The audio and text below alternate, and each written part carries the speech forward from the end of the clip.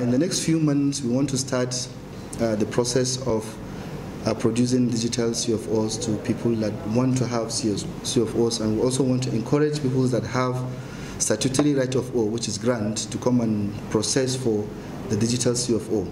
At the moment, we know that there are a lot of CFOs that have been processed, and inshallah, in the next few weeks, we'll ensure that most of these CFOs that are in the pipeline are cleared, so that whenever we call for the certification, people will be ready to come and apply for the new digital CFO, which contains all your details, which is a one-page security paper, and it's going to be signed by His Excellency Honorable Abdullahi. It contains the size, the plot you own, and your own picture. That is because we're going to capture your biometric, and at the same time, your picture will be available on the title.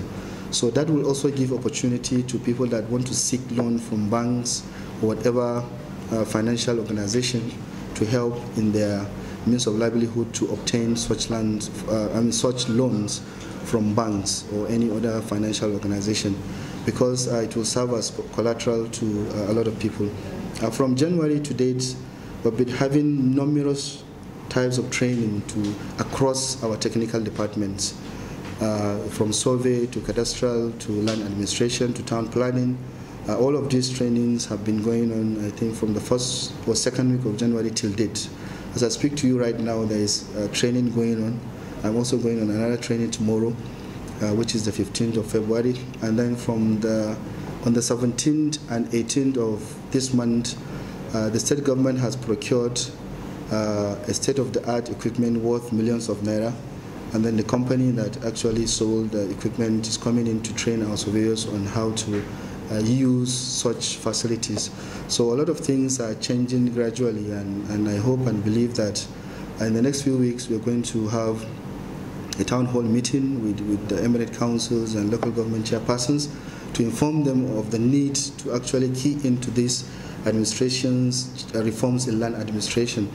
Personally, I do believe that land administration also gives a room to create jobs within society. For example, now, if the government says that all lands have to be developed within a certain period of time, and then there are a lot of commercial lands and corner shops that are lying, which the allocation has been given for so many years and the owner has not developed the land. So take, for instance, if that owner has developed that commercial land as a filling station, as a shop, definitely someone will be employed to work there. Some few months back, we've called the Vendors Association, Land Vendors Association in Yobe State. We've sat down with their ESCO, discussed how this organization wants to include them in their process of land administration, that is buying and selling of properties across the state. What we agreed was they're going to register with us, which according to our own law, we're supposed to register and regulate all land vendors in the state. So the first part we took is that we've created a portal whereby these people can go in, register using their biometric, all their formal national ID card or international passport or whatever means of ID that is acceptable everywhere. And at the same time, they have to come under a platform, which is their own association. If a commoner, somebody who wants to become a land vendor, so they have to go and register with them, and then they will use that platform to register with us. And each land vendor that registers with us is going to get a unique license number, which is going to be tied to their name.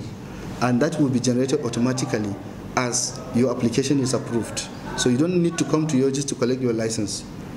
The moment the agency approves your application, the license will be generated into your own email so that you just print it out.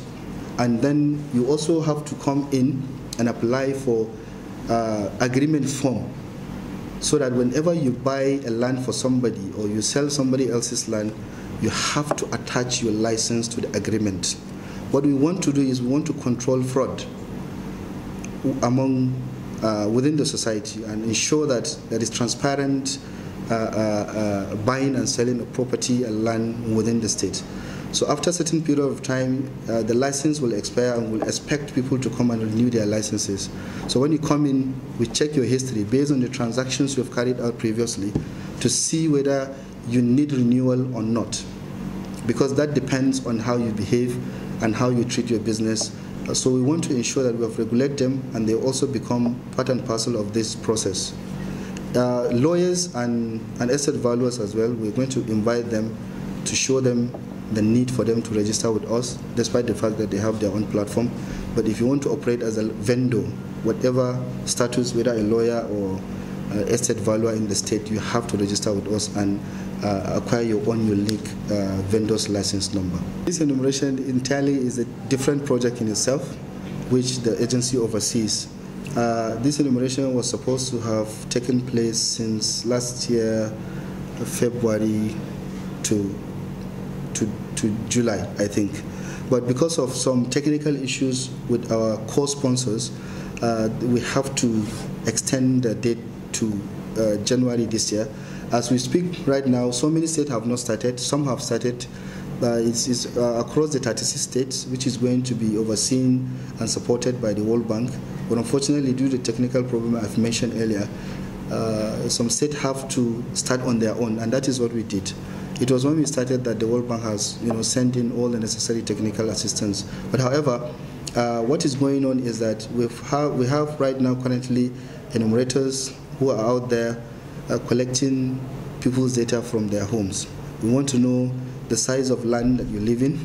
We want to know the density, the facilities that are there, and at the same time who owns the land. So that can be used to generate a lot of data, which will help the state government in so many things. But however, another thing is that there is a lot of misconception among the general population that the government is going to be taxing people. Even if you've got an animal at home, the government is going to tax you on that. I don't think that is where your gist is going into. But however, in the future, government will use those data to see how revenue can be generated.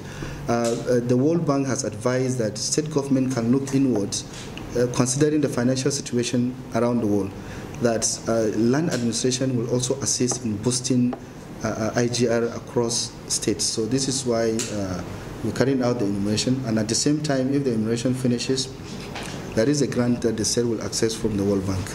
We are going to start mapping and proper surveying of all layouts.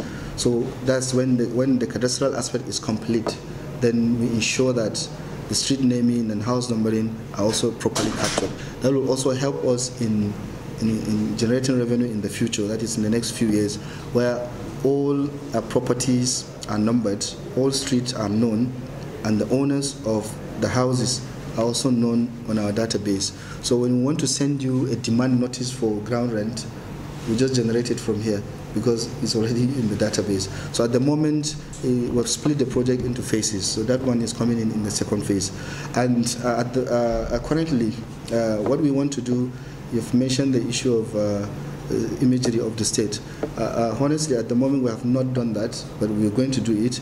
The next thing we want to do very soon is to have a master plan, developmental master plan for Damaturu and Patuskum. We hope to do this within this financial year, 2022, whereby all the development zones will be known and all the development purposes will be allocated to those places based on the expertise and the experts' advice we're going to actually sort for in the next few months.